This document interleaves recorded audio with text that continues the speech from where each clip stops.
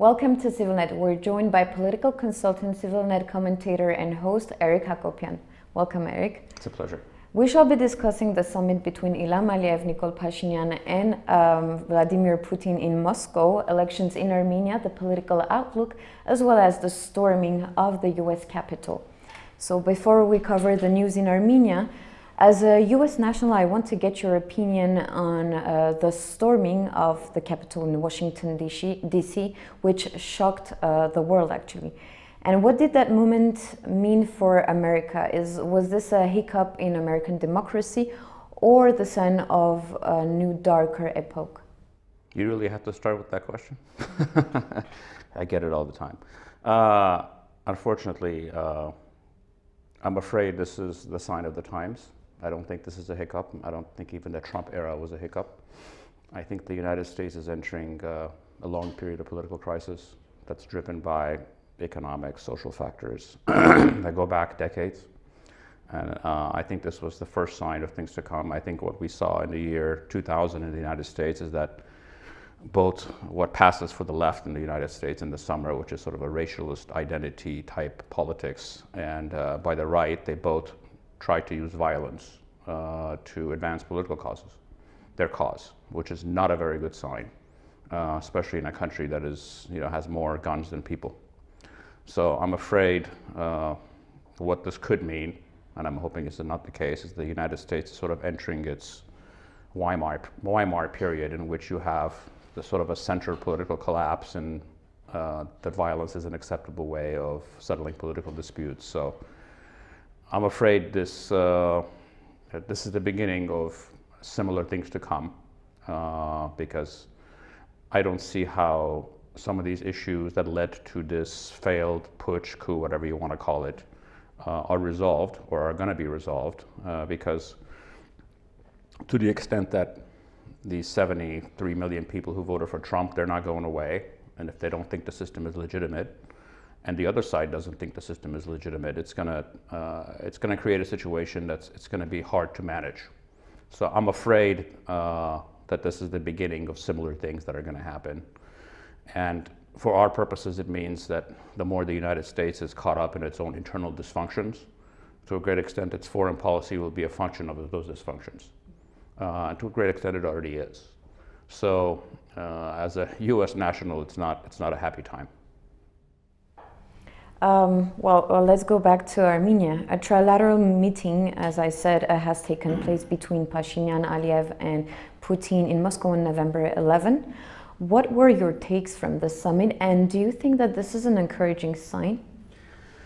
First of all, we have to be very clear about what this is. This was Putin's meeting that he called the two regional leaders. The way to understand this politically is there's the big boss, and he's calling the two small bosses to his office because he wants to get something done. This is the price we paid for losing the war. This is the price the Azeris paid for starting the war, which is the big Russian footprint in this region. What is the Russian interest here? If you look at it, it's two things. One is they want to reestablish all of these trade networks they want to essentially open up all these trade networks between all of these countries and Russia. Trade networks that they will control, because right now they control the road between Hayastan and Artsakh, and based on the ceasefire agreement, any road that's between Nakhchivan and Azerbaijan will be controlled by the Russians, even though it will be sovereign Armenian territory. So this is something that the Russians want. They want to create this network of relationships where they control, where they're the key, that people would be tempted not to unravel, because unraveling it would be too risky and would involve angering or countering Russian interests.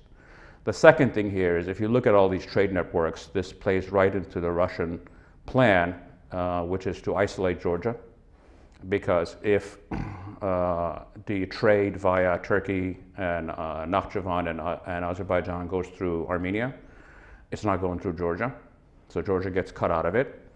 And if Armenia has trade routes through Iran via the train networks, it's going to be less dependent on Georgia, and especially if Armenia can trade through Russia via Azerbaijan, you're entirely pulling the rug under this Georgian plan to become a regional hub.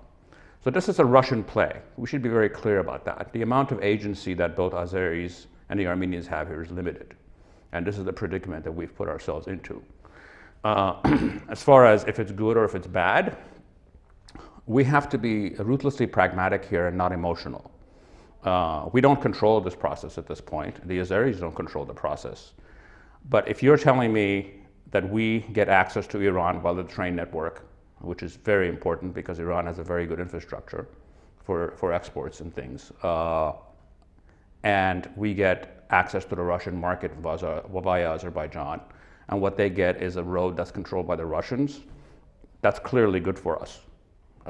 Even though emotionally I know it's difficult because of the road, because of the history of Zangezur and that whole region, but anything that stops the isolation of Armenia is a good thing. So we need to look at this thing in very pragmatic terms. Yes, this is a Russian play for Russian interests, but we shouldn't care about that. Is what do we get out of it?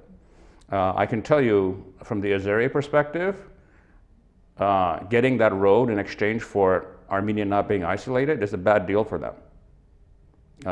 So I can tell you that when these two leaders were there, neither of them were happy, but this does not play into anyone's interests. But we should be very clear about this is a Russian play for Russian interests, and this has been the primary result of this war. Pashinyan has also confirmed that the government does now intend to hold snap parliamentary elections. Is this a good idea, knowing that some have raised concerns about electoral fraud too? What do you think about this? We need elections and we need a new government. And I've said this repeatedly because the mandate that Pashinyan won in December of 2018 is irrelevant at this point. So if he wants to call new elections, fantastic. We need new elections, and we need. And what I'm hoping for is that we get a coalition government that is more reflective of the country at this time. I don't think one-party rule is good for us at all. I think we need a coalition government, and we need a reset with elections. So if he wants to call elections, that would be fantastic. As far as the opposition or the 17 political parties complaining about electoral fraud, that's almost laughable, to be honest, because of their own history. You know, a good allegory for this would be many years ago I went to a play about Spartacus, which is he was someone who led the Roman slave rebellion. He was a gladiator, and in the play he's charged with leading a slave rebellion and destroying private property, and his response was, you know, your accusations are my defense, my alleged crimes are history. So for these parties that have always won elections by controlling the administrative state and bribery, for them to complain that these elections are not going to be fair, it's almost farcical, given the fact that the only election that we've had since the independence vote in 1991 that was free and fair was the one that was conducted by this government in December of 2018, which they themselves never complained about it being unfair. So I think those charges are absurd. And how would you explain the fact that the opposition rejects these elections? I want to be very clear about opposition. The opposition that rejects elections is the street opposition, the 17, 18 parties, whatever they are. And they reject it because they will lose the election. If you're in opposition and the Prime Minister says we want to have new elections, you should be happy because that's your chance to win. But they don't want new elections because new elections will have the same result, most likely have the same result in the sense that they will not come back to power. So what they're demanding, if you're against elections, you're essentially saying you want two things. You either want a revolution, which they don't have the popular support for, or you want some kind of a bloodless coup, which is what they're trying to do with Vasquez Manoukian. The current government should leave and we should take power. That's not going to happen. So I think the fact that they're rejecting elections speaks far more about their weaknesses than about their strengths. And I mean, I'm assuming some of this is because of the holidays and the Christmas season and the New Year season. But I mean, the opposition now on the street really doesn't even exist anymore to a great extent. I mean, it could come back. I'm assuming obviously everything shuts down in Armenia, even demonstrations during the New Year season. But I think it tells you a lot about what they're at and who they're for and what they're about, the fact that they reject new elections when that's what they should be striving for.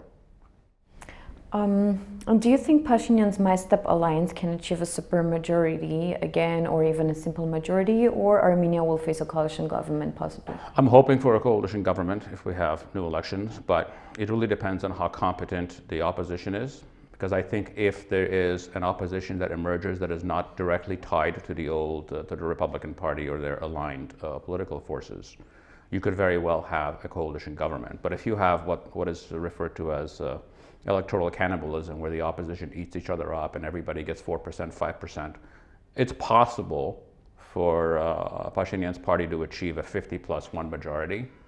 But I think the most likely scenario is a coalition government, with My Step probably being the primary vote getter.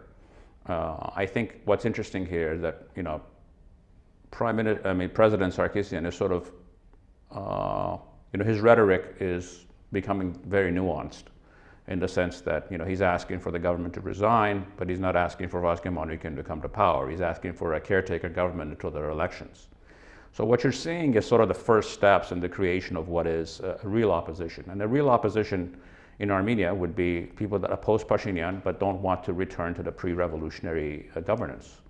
And that's the politics we need. And what frustrates me with the street opposition is that they're actually defeating the purpose of having a real opposition, because people are not going to support them. So the best thing they can do is to get out of the way. If they really want Pashinyan to leave, they want to defeat Pashinyan, get out of the way and let the normal political process bring in an opposition that was is likely to have far more popularity than they ever will. Some are arguing that the Prime Minister should resign before the elections and allow fresh faces to lead. Do you think this is likely? It's not likely. Would it be good? I don't think it's a bad thing. For example, if he resigns now and there's a caretaker government that's very technocratic in nature, it's good. I think one thing that I've always said is I don't care what the elections are right now. I think the current government needs to expand its base. It needs to bring in people that are not part of its party into the governance, because they don't have the mandate that they used to have. So they need to reflect on that, and they need to broaden their governance. They don't need to bring in people from, you know, the Republican Party of Armenia, but they can bring in a lot of people that, you know, are new faces that are not aligned with them. It would not be the worst thing for him to resign while we are getting ready for elections. But at this point, given the fact that this primary Vardan Petrosyan movement has pretty much worked itself out, I don't see why he would resign. But technically, he needs to resign twice, I believe, for new elections to be called, the way the law is. So at some point, he's going to resign. But we need new elections. That's key. We need to have new elections this year. Okay, thank you, Eric, for this talk. Thank you for watching, and continue to follow CivilNet.